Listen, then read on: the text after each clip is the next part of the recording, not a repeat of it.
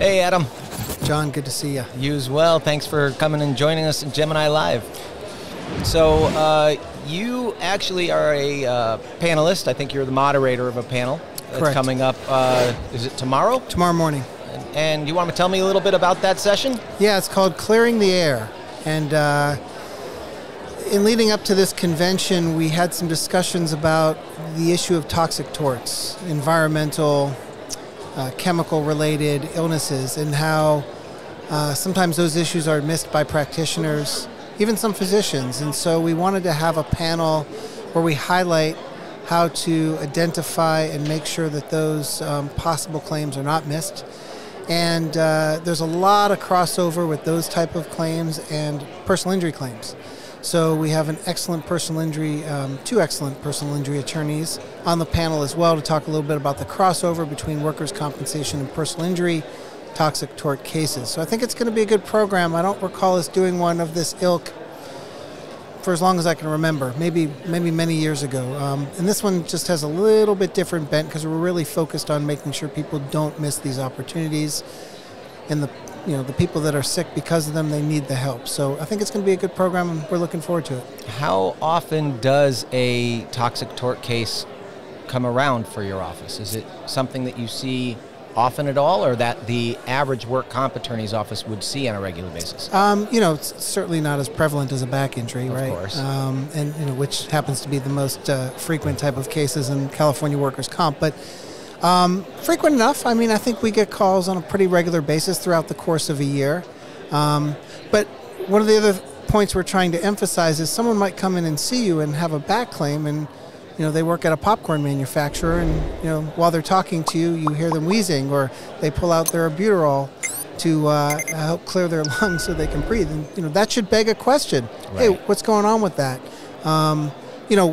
We're not looking to identify claims that don't exist. We want to help people that have real issues and let them know they have rights and benefits if something in the environment at work or some chemical or product they're using has made them sick. And I would imagine that there are a number of work comp attorneys that would look to refer those cases out because they're just not so familiar with them. Yes, some. I think more, I hope what we'll do is promote that, hey, listen, if this comes across your desk, there's a way that you can handle it to completion, to succession.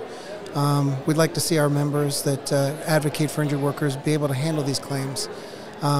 But they will refer them out quite often to civil attorneys. Yes. And the civil attorneys who handle these types of cases have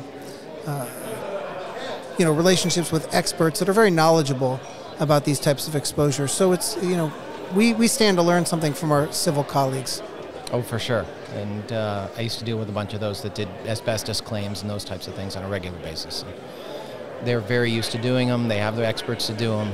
Yeah. Yeah, exactly. They can learn a lot from them. Hope it'll be a good program. I'm sure it will.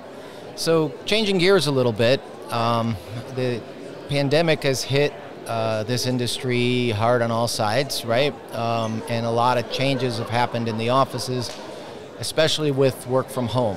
Right. So how has your firm adapted to either a work from home, hybrid, or back to work, and where do you see it going? Well, fortunately, we were sort of one of the leaders in being paperless, dating all the way back to 2006. Oh, wow. So we were pretty well set up, and as the pandemic was occurring, I think, was it March 17th maybe? Was that the day that they said, everyone pack up your offices, you got to go home, right? I think that's the date, that Friday. I can't remember the exact date. In any event, the day before, we were already planning to test remote work on a broader scale for our staff. Okay. And we had this 24-hour window to tell people, come in, take what you need from your desk, and go home. We'll have you set up by Monday. And we really didn't miss a beat. And I'm very grateful for the people in my office that made that happen. Not just the staff who implemented those opportunities, but some people on our staff that made it work. So to that extent, we didn't miss a beat. Now, getting back to the office, I'm very anxious to do. We've had now 4 or 5 different scheduled dates for return. Yep. We planned, everyone, during the course of this, we actually moved office space from where we had been for about 30 years. Oh, wow. But it was a good move. It was down the street, not far, 5 blocks. smaller, more compact, more efficient space now that we're paperless. The original space used to house files. File cabinets, Yeah. right, exactly. So in any event, very anxious. Right now the date is February 28th, so let's keep our fingers crossed that the world allows us to afford that opportunity. I think the people that work with us, everyone's just grateful to have the opportunity to work. Sure. And that's a good feeling to be able to provide in that way. And but, for as effective as we can be remotely, there's a culture, there's a togetherness, there's a collaboration you just cannot replace, and that's what I want back. And I think that's what a lot of people have lost, is that collaboration, when you can walk into the next office and say, hey, listen, I have an idea. Sure. Or how would you handle this? And you're really not going to set up a Zoom call to do it, right? So I think that is what we're missing throughout Concur. this pandemic. So another question I like to ask a lot of the attorneys that I interview is, not very many work comp attorneys go to law school and say, I really hope coming out of law school that I become a work comp attorney. What was the situation for you? How'd you get into work comp? And what has kept you in it? So I moved to California in 1994, and I had committed to go to night school at Southwestern while I worked at my current firm, Gordon Edelstein, during the day, which was really my first job in the law. Okay. And so for the first 6 months, I didn't know what workers' comp was. I didn't really know what I was doing, but I got excellent on-the-job training. And then as I progressed through law school, I learned that the nature of the workers' comp practice was suited to my skill set. Okay. So I stayed in the practice. So it's all I've ever done for 26, 27 years. Fantastic. So yeah, very lucky. But to that extent, I returned to my alma mater 3 years ago, and I'm an adjunct professor, and I teach at night a class on workers' comp. And the class size has grown over the last 3 years, which is pretty exciting. And hopefully, in year 2, there were maybe 3 students that came out of the class that I knew went into the industry. And maybe out of this class this year, others will choose to go into the industry. So hopefully I can give back and help the next generation be educated about what really a great industry it is.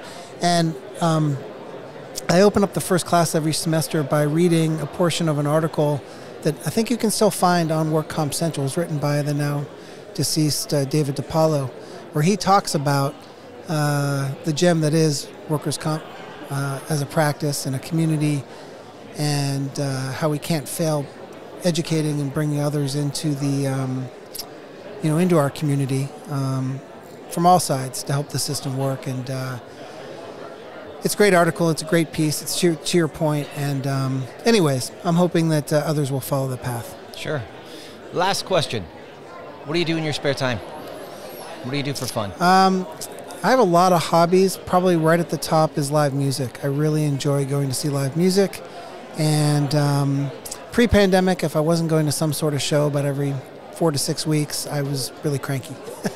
Favorite show you've ever been to? Whew. Wow. So I'll preface that by saying the music itself is fantastic, but I love the event. I usually try to go with friends, try to get something to eat beforehand, make it a whole experience, right?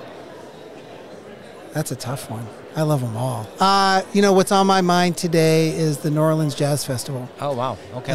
One of my favorite towns, favorite places to visit. They just announced the lineup for this year, and I've had a dream of going for both. It's 2 weekends in April and May, and I've had a dream for a long time of going to both, and I'm committed to trying to do that this year, and the lineup looks fantastic. So anytime I go to Jazz Fest and see live music, anytime I'm in New Orleans seeing live music, I'm pretty happy. So that covers a lot of the good shows I've seen over the years. There you go. Well, I appreciate you taking the time. I know you're very busy, especially with everything you've got going on.